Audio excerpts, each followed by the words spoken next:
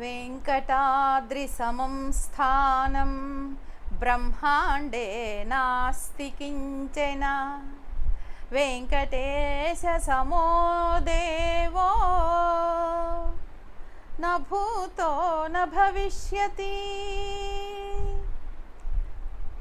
जननीं शारदां देवीं रामकृष्णं जगद्गुरुं पादपद्मे तयोः श्रित्वा प्रणमामि मुहुर्मुहुः। नमो महद्भ्यो ऋषिभ्यो गुरुभ्यो नमः। అందరికీ నమస్కారం. ఆత్మీయ మిత్రులారా, మనం పుదిపట్ల శ్రీ రామకృష్ణ సేవా సమాజం వారి సమర్పణలో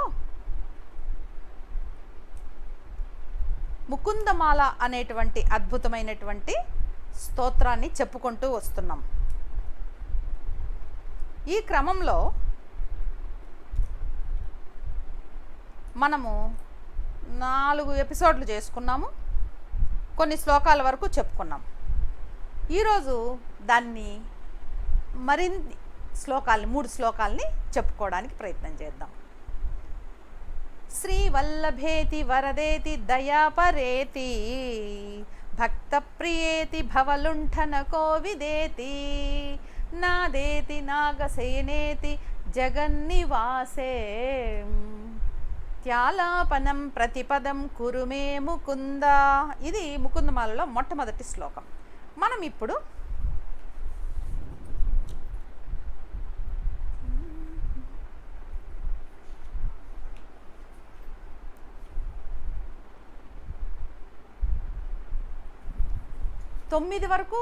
తొమ్మిదో శ్లోకం వరకు చెప్పుకున్నాము. ఇప్పుడు మనం చెప్పుకోబోయేది 10వ శ్లోకం.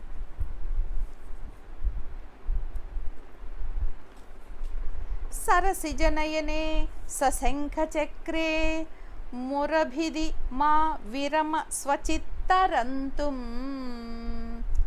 సుఖతరమపరం న జాతు జానే హరిచరణ స్మరణామృతేన తుల్యం.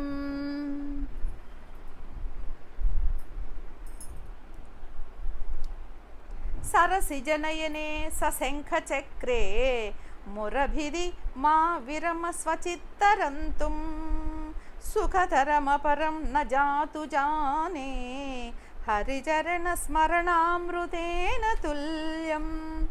దీని అర్థం ఏంటంటే, మనస్సుకు చెప్తున్నారు కులశేఖర ఆళ్వారు. ఇది రాసింది కులశేఖర ఆళ్వారు అని చెప్పుకున్నాం కదా. ఓ మనసా, స్వామి ఎటువంటి దివ్య సౌందర్యంతో ఉన్నాడు. పద్మాల వంటి కన్నులు కలవాడు, శంఖచక్రాలను ధరించి ఉన్నటువంటి వాడు, మురహరుడు. ఇటువంటి స్వామిని ఎంతో అనురక్తితో భజించడానికి, పూజించడానికి నువ్వెందుకు వెనక్కి వెళ్తావు, వెనుకదీస్తావే, ప్రాపంచికమైన విషయాల మీదకే పరిగెత్తుతావే మనసా?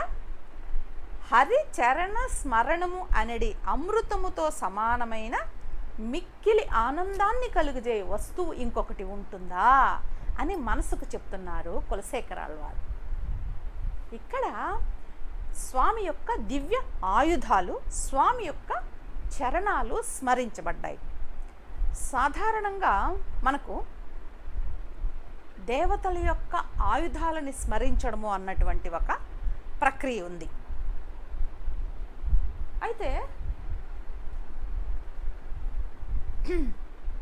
దేవతతో పాటు దేవతలు కూర్చున్నటువంటి లేదా నిలుచున్నటువంటి భంగిమ, దేని మీద నిలుచుకున్నారు, ఏ ఏ చేతులలో ఏ ఏ ఆయుధాలు ఉన్నాయి అనేదంతా కూడా చాలా గొప్పగా మనకి అద్భుతంగా అనిపిస్తుంది. అంటే ఒక్కొక్క మూర్తిని ధ్యానించడం వలన ఒక్కొక్క ప్రయోజనం, ఒక్కొక్క ఆయుధాన్ని ధ్యానించడం వలన, ఆరాధించడం వలన, బుద్ధిలో భావన చేయడం వల్ల ఒక్కొక్క ప్రయోజనం లభిస్తుందండి.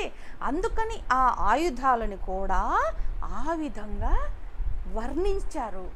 ఆ ఆయుధాలతో కూడినటువంటి స్వామిని ధ్యానించడం అన్నది చాలా గొప్ప రక్షణ కలిగించేటువంటి ఒక ప్రక్రియ. ఒక్కొక్క ఆయుధానికి కూడా ఒక్కొక్క ప్రత్యేకత ఉంది. ఒక్కొక్క ఆయుధము కూడా ఒక దివ్యమైన దైవీ శక్తి. మామూలుగా లోహంతో చేసినటువంటి పదార్థాలు కావు, బంగారంతోనో వెండితోనో చేసినటువంటివి కావు ఇవి. శంకుచక్రాలు కావచ్చు, గద కావచ్చు, ఇంకోటి కావచ్చు. అవన్నీ కూడా దివ్యమైన దేవతా శక్తులు, సామాన్యం కాదు. దివ్యమైన చైతన్యవంతమైన మనకి అనుగ్రహాన్ని ఇవ్వగలిగినటువంటి ఒక ప్రత్యేకమైన శక్తి కలిగినటువంటి దేవతా శక్తులు. సుదర్శన చక్రం మీదనే ఎంతో ఉంది మనకి. ఆ విధంగానే శంఖము మీద కూడా ఆ విధంగా శంఖచక్రాలు ధరించినటువంటి స్వామిని ధ్యానించేటువంటి ప్రక్రియ, స్వామి యొక్క పాదాలను ధ్యానించేటువంటి ఒక విషయము ఈ శ్లోకంలో చెప్తున్నారు. మనకు భక్త ప్రహ్లాదుడు భాగవతంలో చదువుకుంటాం కదా, ఆ పాదములని ఎడతెగకుండా స్మరించి ఆ హరిభక్తిలో మునిగిపోయి దేవతలకు సైతము, ఆఖరికి బ్రహ్మకు సైతము ఈ భక్తి సాధ్యం కాదయ్యా అని చెప్పినటువంటి నారదుడు చెప్పినటువంటి మహాభక్తుడు ఆయన ఏం చేస్తాడు? పానీయములు దాగుచున్, కుడుచుచున్, భాషించుచున్, హాసలీలా నిద్రాదులు సేయుచున్, తిరుగుచున్, లక్షించుచున్, సంతత శ్రీనారాయణ పాదపద్మ యుగళే చింతామృత ఆస్వాద సంధానుండై. శ్రీనారాయణ పాదపద్మ యుగళే చింతామృతాస్వాద సంధానుండై మరచన్ మురారి సుతుడు ఏతద్విశ్వమున్ భూవరా. నిరంతరము స్వామిని ధ్యానిస్తున్నాడు. ఏమి మహాభక్తుడి, జ్ఞానభక్తుడు కదా ప్రహ్లాదుడు. స్వామి యొక్క ఆ చరణ కమలాలనే ధ్యానిస్తున్నాడంట. ఎప్పుడు తింటున్నా, కూర్చున్నా, నిలబడుకున్నా, తాగినా, ఏమి చేసినా, నిద్రలో కూడా ఆఖరికి. ఎంత గొప్ప స్థాయి ప్రహ్లాదుడిది, సామాన్యమా? ఆ విధంగా ఎడతెగనటువంటి ఒక దివ్యమైనటువంటి ఆలోచన ధార, ఆ భావన మొత్తం అంతా కూడా సంకల్పము అన్నీ కూడా భగవంతుడి పట్లనే పెట్టడం సామాన్యమైన విషయమా? అది అక్కడ చెప్తున్నటువంటి విషయం ఈ శ్లోకంలో. భగవంతుడి యొక్క ఆయుధాలు ఎందుకు అంత గొప్పవి? వాటికి ఒక గొప్ప దేవతా శక్తి ఉండడం వల్ల అవి అంత గొప్పవి అని చెప్తారు పెద్దలు. ఇంకా తర్వాతి శ్లోకానికి వెళ్దాం.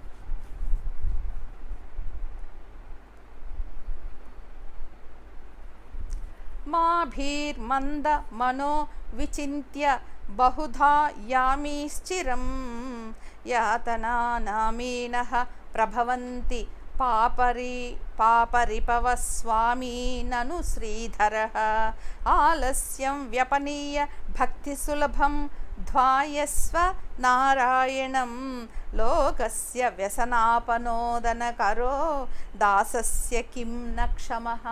ఇది 11వ శ్లోకం.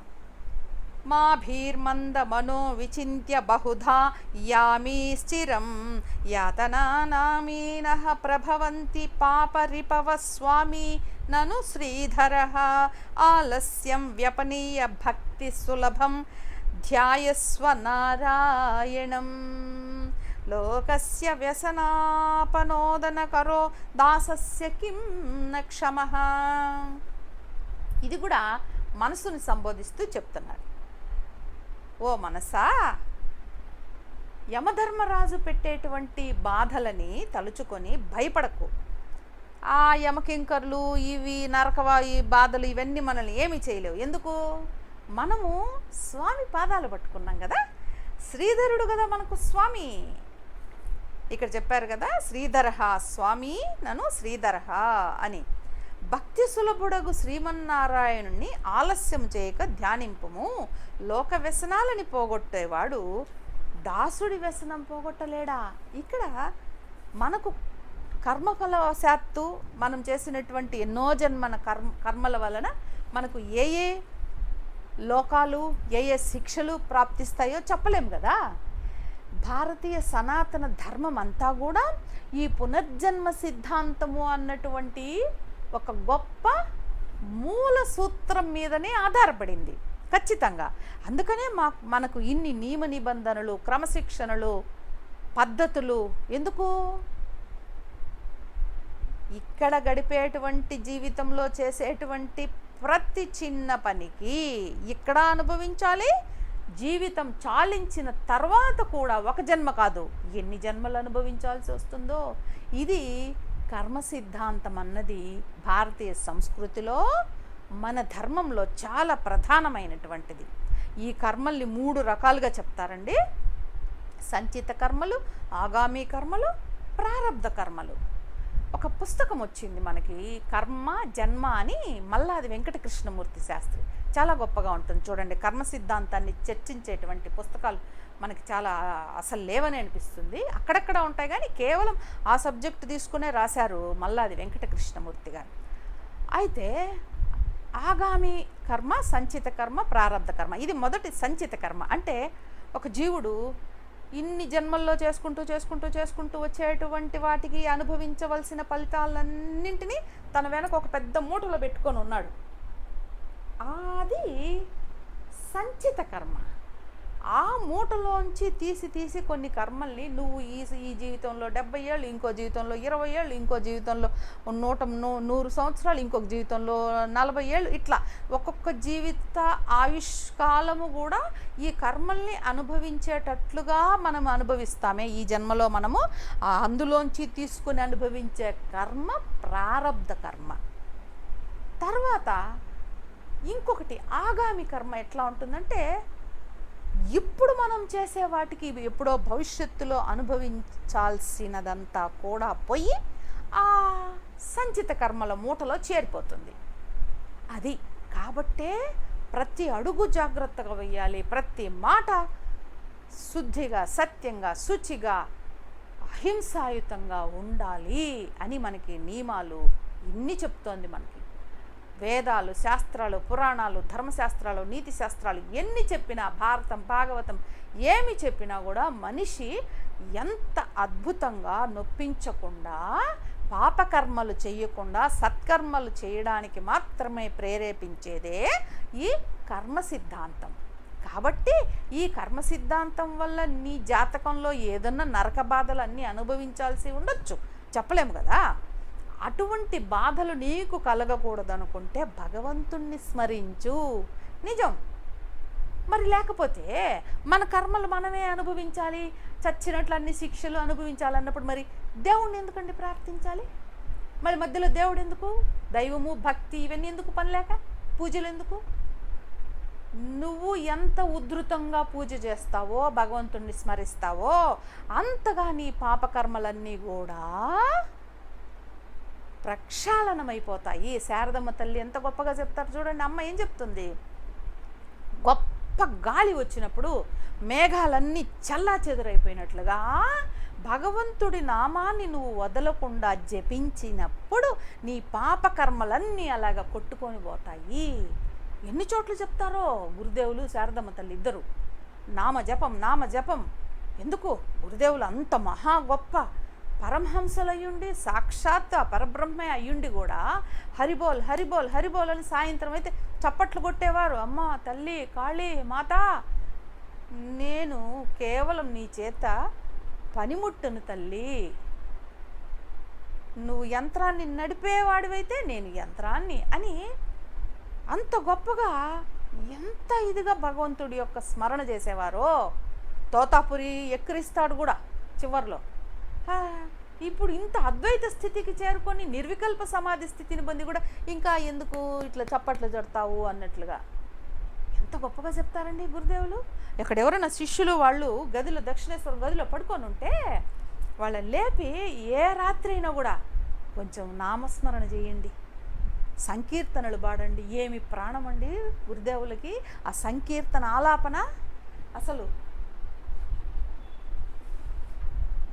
గురుదేవుల యొక్క పుస్తకాల్లో, కథామృతంలో ఎన్ని సంకీర్తనలు ఉన్నాయి. ఆ సంకీర్తనలన్నీ పట్టుకుంటే ఎంత లోతైనటువంటి భక్తి, జ్ఞానము మనసు అట్లే ద్రవించిపోదు, మనకు పులకించిపోతుంది. భక్తిభావంతో, వైరాగ్య భావంతో అంత గొప్పగా ఉంటాయి ఇందులో ఉన్నటువంటి అన్ని పాటలు కూడా. అంత గొప్ప ప్రాధాన్యత ఇచ్చారు నా భగవంతుడి నామ స్మరణకి. దానివల్ల మనకు కలిగే ప్రయోజనమే ఈ కర్మల నుంచి, ఈ కర్మల ద్వారా సంప్రాప్తమయ్యేటువంటి నరకం నుంచి, బాధల నుంచి, జన్మల నుంచి, సంసార బంధము, మోహ బంధం నుంచి తప్పించుకోవడం. ఊరికే కాదు చేసేది, అవన్నీ కూడా భగవంతుడి నామానికి, స్మరణకి అంత శక్తి ఉంది, అంత శక్తి ఉందని చెప్పడానికి వచ్చిన వాళ్ళు కదా వీళ్ళందరూ కూడా. సామాన్యుల మూర్తిత్రయం కావచ్చు, తర్వాత ఒక్కొక్క శిష్యులు కావచ్చు, ఏమి సాధనలు చేశారండి, ఎంత తపస్సు చేశారు. అబ్బా, మనందరికీ ఎప్పటికీ స్ఫూర్తిదాయకమే వాళ్ళ జీవిత చరిత్రలంతా కూడా. ఆ విధంగా భగవంతుడిని పట్టుకో, స్వామి పాదాలు స్మరించవయ్యా. జగన్నాథుడైన ఇంత గొప్ప సృష్టి నిర్వహణ చేస్తున్నాడు, ఆపదలు పోగొడుతున్నాడు. ఈ గ్రహాలు, నక్షత్ర మండలాలు ఇవన్నీ కూడా గతి తప్పకుండా ఎంత గొప్పగా నిర్వహిస్తున్నాడు చూడు. మరి ఇంత నిర్వహణ సామర్థ్యం ఉన్నవాడికి నువ్వు కోరుకొని వేడుకుంటే, పట్టుకుంటే స్వామిని, నీ ఆపదలు పోగొట్టలేడా? అది ఎంత చిన్న విషయం స్వామికి. కాబట్టి ప్రార్థించయ్యా, ప్రార్థించు మనసా, ప్రార్థించవే అని మనసుకు చెప్తున్నాడు కులశేఖరాళ్వారు. మనసుకే కాదు మనకి చెప్తున్నాడు. మనం కూడా ఆ సందేశాన్ని స్వీకరిద్దాం. ఆత్మీయులారా, ఇంకో శ్లోకానికి వెళ్దాం.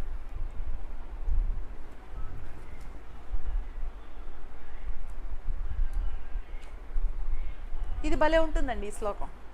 భవజలదిగతానాం ద్వంద్వ వాతాహతానాం సుత దుహితృకళత్రత్రాణ భారార్దితానాం విషమ విషయతో ఏ మజ్జతామప్లవానాం భవతు శరణమేకో విష్ణుపోతో నరాణాం.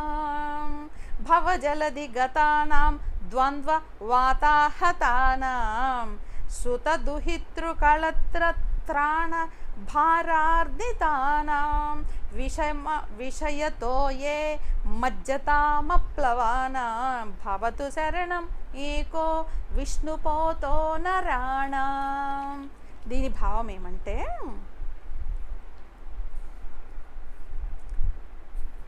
ఈ సంసారాన్ని సాధారణంగా అందరూ సముద్రంతో పోలుస్తారు కదా. అదేవిధంగా ఈ సంసారం అనే సముద్రాన్ని మనము ప్రాప్తించుకున్నాం. మనకి జన్మ వచ్చింది, ఈ సంసారంలో పడ్డాం. ఒక గొప్ప గాలిచే కొట్టబడుతూ ఉన్నాం. ఫటా గాలి మనల్ని చళ ఫెళ ఈ పక్క ఆ పక్క వాయిస్తోందంట. ఏమి ఆ గాలి? ద్వంద్వములు అంటే కొంతసేపు దుఃఖము, కొంతసేపు సంతోషము, కొంతసేపు కష్టాలు, కొంతసేపు సుఖాలు, అంతలోనే ఇవన్నీ ద్వంద్వాలు. చూడండి, ఇవన్నీ మనం జీవితంలో అనుభవించేవే కదా. పుత్ర కళత్రాదుల రక్షణ భారము చేత పీడింపబడిన వారు, భార్య, బిడ్డలు, వీళ్ళందరినీ మంచి స్థితిలో పెట్టాలి. కాబట్టి మనము తప్పనిసరిగా సంపాదించాలి. అదే కదా గురుదేవులు చెప్పేది. సంసారులకి ఈ కామిని కాంచనము నుంచి వెలువడడం దుస్సాధ్యమైన పని. దాంట్లో ఉంటూనే ఏ విధంగా జీవించాలో ఎన్నో చిట్కాలు చెప్పారు కదా గురుదేవులు. ఎంత అద్భుతంగా. బురద చేపలాగా జీవించవయ్యా, బురదలోనే ఉంటుంది కానీ దానికి బురదే అంటుకోదు. అట్లా సంసారంలో ఉండు, కానీ సంసారాన్ని నీలోకి ప్రవేశింపనీయద్దు అని ఎన్ని గొప్ప సందేశాలు ఇస్తారు స్వామి. అట్లాగా విషమంబులకు విషయములు అనేది ఉదకమునందు మునిగినవాడు ఈ సముద్ర జలంలో మునిగిపోతా ఉన్నాడు జీవుడు, మనిషి. ఎవరు? మనమే. అవి ఏమిటి ఆ విషయాలు? జలం ఏమిటి అంటే విషమంబులకు, చాలా తీవ్రమైన బాధాకరమైనటువంటి విషంతో సమానమైనటువంటి విషయాలు. ఆ విషయము ఈ విషయము అని బట్టి లాగుతూ ఉంటుంది కదా. అది తెప్పలేని వారును అగు నరులకు, తెప్పలేదు ఆ నీళ్ళల్లో, ఆ సముద్రంలో మునిగి చస్తున్నాం. గాలి వచ్చి కొడతా ఉంది, ఒక పక్కన మునిగిపోతున్నాము. మనసంతా ఏదో భారము, భార్య బిడ్డలు మనసులో మెదులుతూ ఉన్నారు. ఇది చెయ్యాలి, అది సంపాదించాలి, ఇదిగో ఈ బిడ్డని ఇట్లా సెటిల్ చేయాలి, ఈ బిడ్డకి మంచి సీట్ రావాలి, ఆ బిడ్డకి మంచి సంబంధం రావాలి. అంతటితో అయిపోతుందా? మళ్ళీ మనవడు మనవరాలు, అదిగో వాళ్ళ కోసం హోమం చేయాలి, వీళ్ళ కోసం గుడి తిరగాలి. అబ్బబ్బా, వీళ్ళు ఎట్లా సెటిల్ అవుతారో. దిక్కుమాలిన తాపత్రయాలు, దిక్కుమాలిన తాపత్రయాలు. వీటిలన్నిటితో మునిగిపోతున్నాం. అవునా కాదా అండి? ఎంత వాస్తవంగా ఉంది చూడండి. ఎందుకు నీకు అంత ఇది? నువ్వేం చేయాలి? నీకు ఇటువంటి సంసార సముద్రంలో మునిగిపోకుండా, దుఃఖకరమైనటువంటి పరిస్థితుల్లోకి పోకుండా ఒక పెద్ద ఓడ ఉంది, పడవ ఉందియ్యా, దాన్ని పట్టుకో, దాంట్లో ఎక్కి. ఏమిటది? భగవంతుడి యొక్క పాదపద్మాలు, భగవంతుడి యొక్క నామము. ఇక్కడ ఏం చెప్పారో చూద్దాం. విష్ణువు అనిడిని ఓడ ఒకటే శరణం. విష్ణువు, మహావిష్ణువు అనేటువంటి ఒక గొప్ప ఓడ ఆయన ఈ సంసారాన్ని దాటించడానికి. కాబట్టి ఆయన్ని స్మరించుకో. ఎంత గొప్ప భావం తెలుసా అండి?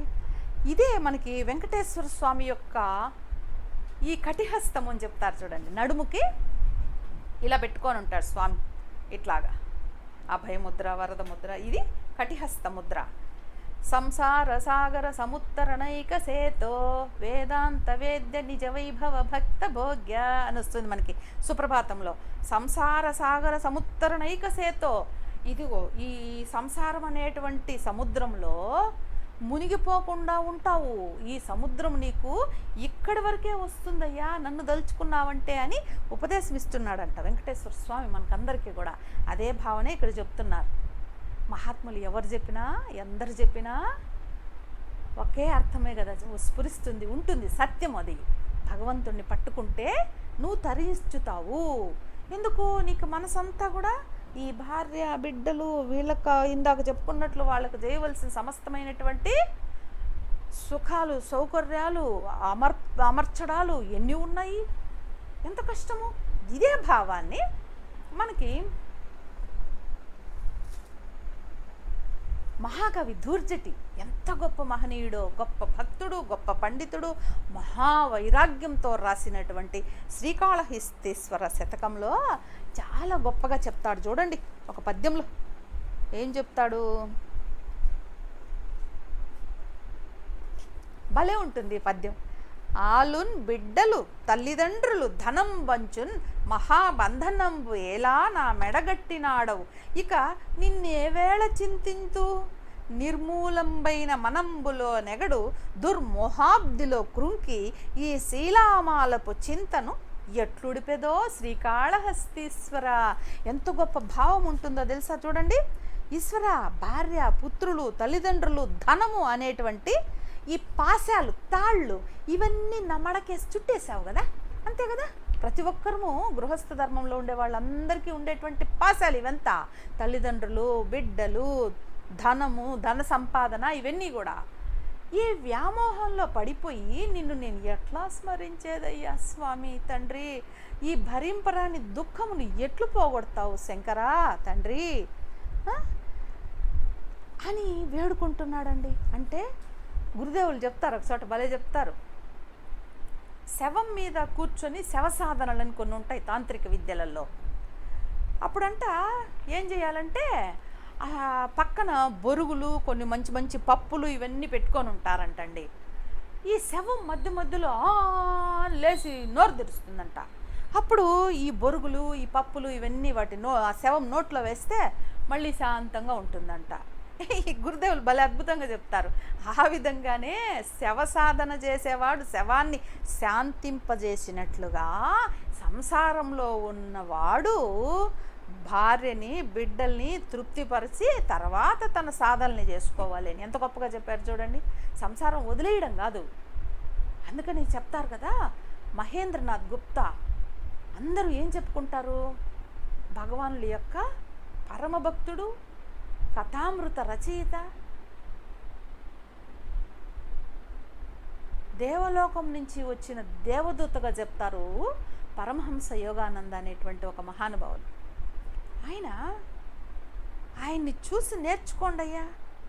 మనసులోంచి సంసారము, ప్రాపంచిక విషయాల్ని దూరం పెట్టి భగవంతుడికి సంబంధించిన ఆలోచనలతో మనసంతా ఎట్లా నింపుకోవాలో అదిగో ఆ మహేంద్రనాథ్ చూసి నేర్చుకోండి అని అప్పుడు ప్రజలు చెప్పుకునేవారంటండి. మహా ఋషి ఆయన. చూడ్డానికి ఎంత అద్భుతంగా ఉంటాడు మహేంద్రనాథ్ గుప్తా, గొప్ప ఋషిలాగే. గురుదేవులు చెప్తారు కదా, నీలో గొప్ప యోగి లక్షణాలు ఉన్నాయి, నీకు ఇదే చివరి జన్మ అని కూడా చెప్తారు గురుదేవులు. అంతటి మహనీయులు గురుదేవుల యొక్క శిష్యులు సంసారంలో ఉంటూ కూడా ఎంత గొప్ప ఉన్నతమైన ఆధ్యాత్మిక స్థితుల్ని పొందారు. ఒక రామచంద్ర దత్త, ఒక సురేంద్రనాథ్ దత్త. ఈ సురేంద్రనాథ్ ఇంట్లో అమ్మవారి పూజ చేసినప్పుడు అమ్మవారే సాక్షాత్తు అక్కడ దేదీప్యమానంగా తన దివ్యత్వాన్ని చూపించింది కదా తల్లి. ఒక్కరొక్కరు గృహస్థులు, సామాన్యుల, బలరాం బస్సు వీళ్ళందరూ. కాబట్టి ఇక్కడ చెప్పినట్లు బాధాకరమే అయినా కూడా మనం ఏమీ కృంగిపోవాల్సిన పని లేదు మిత్రులారా, ఆత్మీయులారా. మన సాధన ఒక్కటే మనల్ని ఉద్ధరిస్తుంది. మన భక్తి భావన, మన శ్రద్ధ ఒక్కటే మనకి తృప్తినిస్తుంది, శాంతినిస్తుంది. అది మనం సంసారంలో ఉంటూ కూడా ఎంత గొప్పగా చేసుకోవచ్చో సాధన. మన మనసు మన చేతుల్లోనే ఉంది, మన బుద్ధి, మన ఆలోచనలు. కాబట్టి పనులు చేసుకుంటున్నా నువ్వు ఎన్నన్నా చేసుకో. అదే కదా గురుదేవులు చెప్పేది కూడా. భగవంతుడిని ఒక చేత్తో పట్టుకో, నీ సమస్తమైన కార్యాలను నిర్వర్తించుకో. భగవంతుణ్ణి మనసులో ప్రతిష్ఠించుకొని ప్రాపంచిక కార్యాలను నిర్వర్తించే వాళ్ళు అన్నింటినీ పొందగలరు అని. అంత గొప్ప సాధన చేయాలి. పనుల్లో ఉన్నప్పటికీ కూడా మనసుని భగవంతుడి ఆలోచనలతో నింపే దిశగా అదే సాధన.